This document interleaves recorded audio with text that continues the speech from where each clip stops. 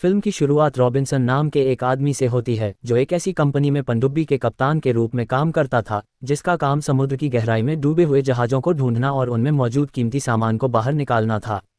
लेकिन कुछ समय से कंपनी अपने कई कर्मचारियों को नौकरी से निकाल रही थी और रॉबिन्सन का नाम भी इस लिस्ट में आ जाता है। ये खबर रॉबिन्सन को अंदर से पूरी तरह तोड़ देती है। पिछले 11 सालों से वह इसी कंपनी के लिए काम कर रहा था और इससे पहले वह नेवी में भी रह चुका था। ये नौकरी उसके लिए सब कुछ थी। उसकी जिंदगी पहले से ही काफ़ी मुश्किलों से गुजर रही थी। उसकी पत्नी भी उसे तलाक दे चुकी थी और अपने बेटे को लेकर उससे अलग रह रही थी। रॉबिन्सन अपने बेटे को बहुत याद करता था। एक दिन रॉबिन्सन एक रेस्टोरेंट में अपने 2 दोस्तों के साथ बैठा होता है। दोनों दोस्त भी उसी कंपनी में काम करते थे, लेकिन अब उनकी भी नौकरी जा चुकी थी। उनमें से एक का नाम ब्लैक था और दूसरा कर्स्टन था। कर्स्टन उन्हें एक बेहद महत्वपूर्ण बात बताता है। वह कहता है कि करीब 1 साल पहले कंपनी ने उसे ब्लैक सी यानी काला सागर में भेजा था। ये समुद्र लगभग 2200 मीटर तक गहरा है और इसके आसपास रूस, तुर्की, बल्गेरिया, रोमानिया और यूक्रेन जैसे देश हैं। कर्स्टन बताता है कि जब वे समुद्र की गहराई में पहुंचे तो उन्हें वहां एक रहस्यमयी जहाज का मलबा मिला। उस जहाज पर नाजी सेना का निशान बना हुआ था, जिससे पता चलता था कि उसका संबंध हिटलर से था। कहा जाता है कि 1941 में हिटलर ने रूस से भारी मात्रा में सोना हासिल किया था। जब उस सोने को रूस से जर्मनी ले जाया जा रहा था, तभी वह जहाज काला सागर में डूब गया।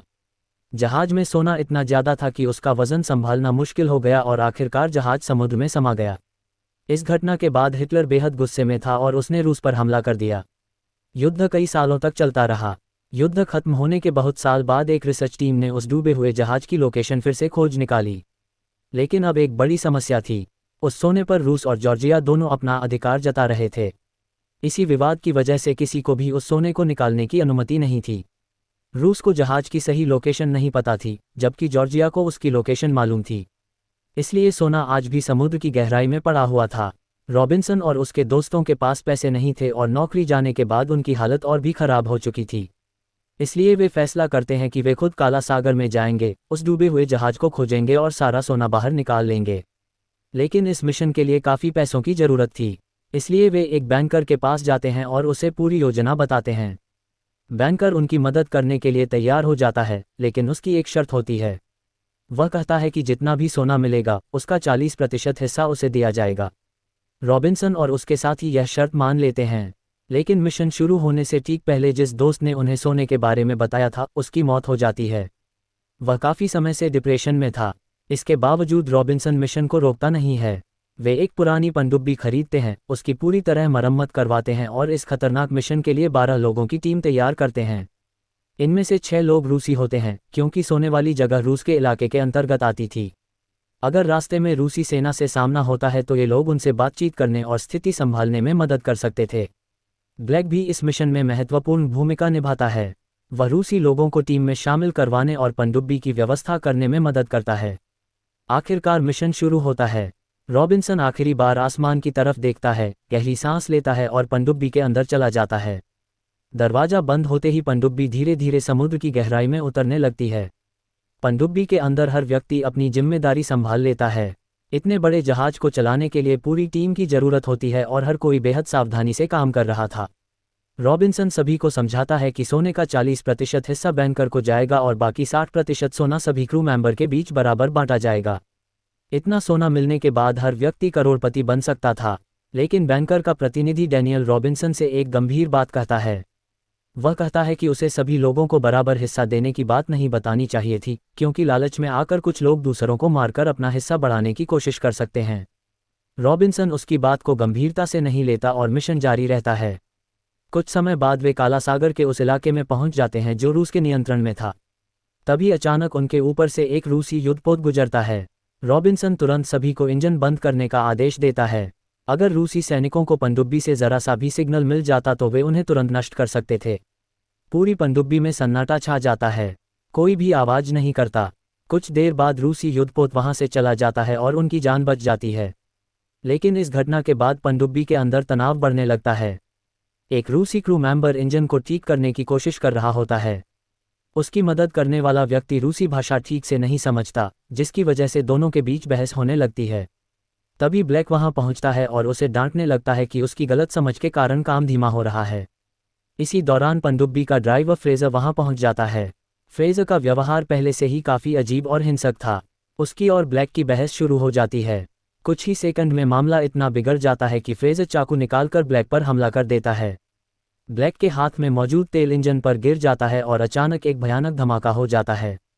पूरी पनडुब्बी जोरदार तरीके से हिलने लगती है और एक तरफ झुक जाती है। अंदर मौजूद लगभग सभी लोग घायल हो जाते हैं। रॉबिन्सन भी बुरी तरह घायल होकर बेहोश हो जाता है। कई घंटे बाद जब रॉबिन्सन को होश आता है तो उसे पता चलता है कि 2 लोग मर चुके हैं, जिनमें ब्लैक भी शामिल है। अब क्रू 2 गुटों में बंट जाता है। एक तरफ रूसी लोग होते हैं जो खाने वाले हिस्से पर कब्जा कर लेते हैं। दूसरी तरफ अंग्रेजी बोलने वाले लोग होते हैं। रूसी लोग अपने साथी की मौत का बदला और न्याय चाहते हैं। माहौल बेहद तनावपूर्ण हो जाता है। तभी रॉबिन्सन बीच में आता है और सभी को शांत करता है। वह कहता है कि हमारे पास सिर्फ 36 घंटे बचे हैं। अगर हमने यह मिशन पूरा नहीं किया तो हम में से कोई भी जिंदा नहीं बचेगा। आखिरकार सभी लोग अपनी दुश्मनी भूलकर दोबारा साथ काम करने के लिए तैयार हो जाते हैं। कुछ समय बाद वे उस जगह पहुंच जाते हैं जहां हिटलर का जहाज समुद्र की गहराई में पड़ा था। अब टीम पानी के अंदर जाने की तैयारी करती है। सभी लोग डाइविंग सूट पहनते हैं और समुद्र की गहराई में उतर जाते हैं। जब वे जहाज के मलबे के अंदर पहुंचते हैं तो उनकी आंखों के सामने सोने का विशाल भंडार होता है। चारों तरफ भारी मात्रा में सोना रखा हुआ था। सभी लोग बेहद खुश हो जाते हैं क्योंकि जिस चीज़ के लिए उन्होंने अपनी जान जोखिम में डाली थी वह आखिरकार उनके सामने थी। लेकिन असली मुश्किल अभी बाकी थी। उन्हें उस सोने को पनडुब्बी तक वापस लाना था। वे ट्रॉली और क्रेन की मदद से सोने को पनडुब्बी में चढ़ाना शुरू करते हैं। लेकिन सोना इतना भारी था कि कई बार उसके टुकड़े हाथ से फिसलकर वापस समुद्र में गिर जाते हैं। इसी दौरान एक और क्रू मेंबर की मौत हो जाती है। फिर भी वे काफ़ी मात्रा में सोना पनडुब्बी में पहुंचाने में कामयाब हो जाते हैं। अब एक और बड़ी समस्या सामने आती है। पनडुब्बी को चलाने के लिए पर्याप्त लोग नहीं बचे थे। रॉबिन्सन मदद के लिए डैनियल के पास जाता है, लेकिन तभी डैनियल एक चौंकाने वाला राज खोल देता है। वह बताता है कि जिस दोस्त ने उन्हें सोने के बारे में जानकारी दी थी वह असल में अभी भी जिंदा है। फिर डैनियल बताता है कि यह पूरा मिशन पहले से बनाई गई एक योजना का हिस्सा था। उनकी कंपनी ने जानबूझकर अपने सबसे अच्छे कर्मचारियों को नौकरी से निकाला था ताकि उन्हें इस खतरनाक मिशन पर भेजा जा सके। कंपनी खुद इस मिशन में शामिल नहीं होना चाहती थी। वह चाहती थी कि ये लोग अपनी जान जोखिम में डालकर सोना निकालें और कंपनी बिना किसी आधिकारिक जिम्मेदारी के उस सोने पर कब्जा कर सके।